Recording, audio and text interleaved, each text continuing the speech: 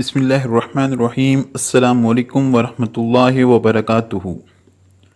رسول اللہ صلی اللہ علیہ وآلہ وسلم سے بہترین عورت کے بارے میں پوچھا گیا تو آپ صلی اللہ علیہ وسلم نے فرمایا، بہترین عورت وہ ہے جسے شوہر حکم دے تو وہ اس کی بات مانتی ہو، جب شوہر اسے دیکھے تو اسے خوش کر دیتی ہو، وہ عورت اپنی اور اپنے شوہر کے مال کی حفاظت کرتی ہو۔ رسول اللہ صلی اللہ علیہ وسلم نے اس حدیث پاک میں ایک ذمہ دار بیوی کی بہت اہم خصوصیات بیان فرمائی ہیں۔ ایک، وہ حکم ماننے والی ہو، دوسرا شوہر کو خوش رکھنے والی ہو، اور تیسرا مال و عزت کی حفاظت کرنے والی ہو۔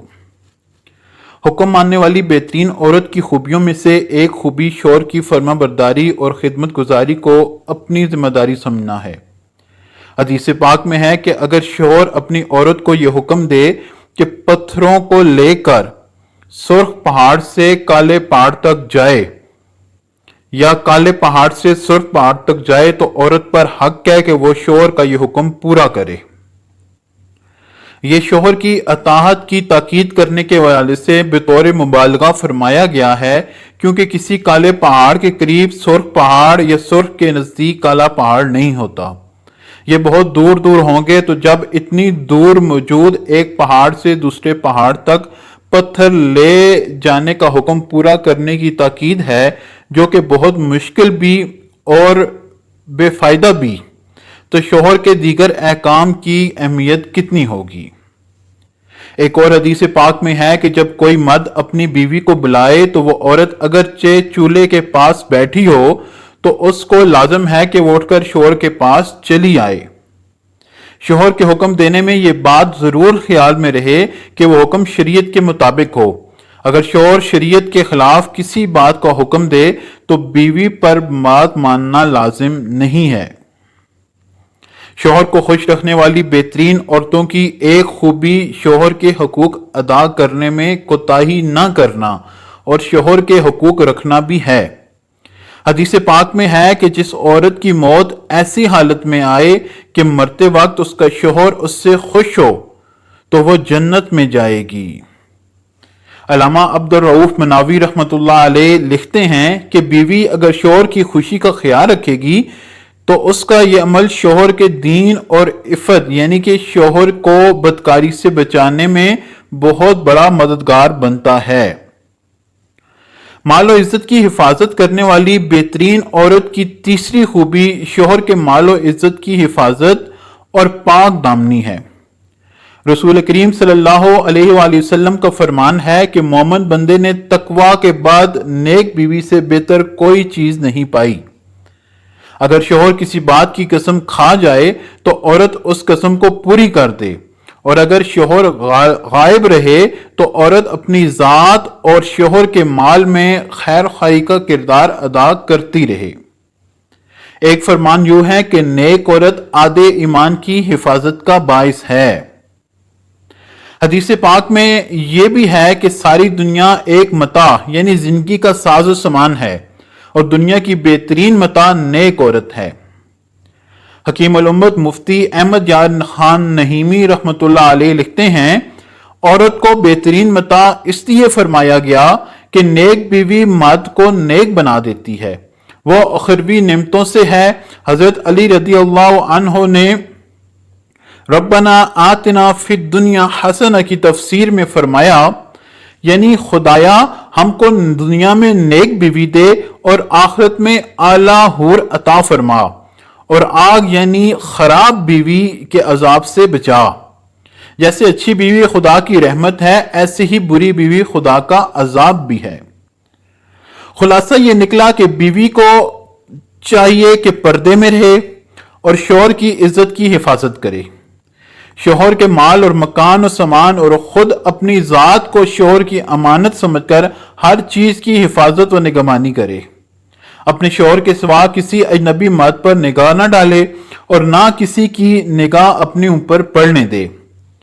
شوہر کے موجود نہ ہونے کی صورت میں عورت پر لازم ہے کہ وہ خود اپنی اور شوہر کے مال کی حفاظت کرے۔ علامہ عبدالرؤف مناوی رحمۃ اللہ علیہ فرماتے ہیں کہ جسے ان تین خوبیوں والی بیوی مل گئی ہو तो ऐसा शख्स कामयाब है। बरकत वाली औरत कौन? रसूलुल्लाह सल्लल्लाहु अलैहि वसल्लम ने बरकत वाली बीवी की एक खूबी यह भी इरशाद फरमाई है कि बड़ी बरकत वाली औरत वो है जिसका महर आसान हो। औरत के चाहिए कि शौहर की आमदनी की हैसियत से ज्यादा खर्च ना मांगे, बल्कि जो कुछ मिले उस पर सब्र शुक्र के साथ हंसी खुशी जिंदगी बसर करे। अपनी पसंद की चीजें ना मिलने पर हरगिज शिकवा शिकायत न करे।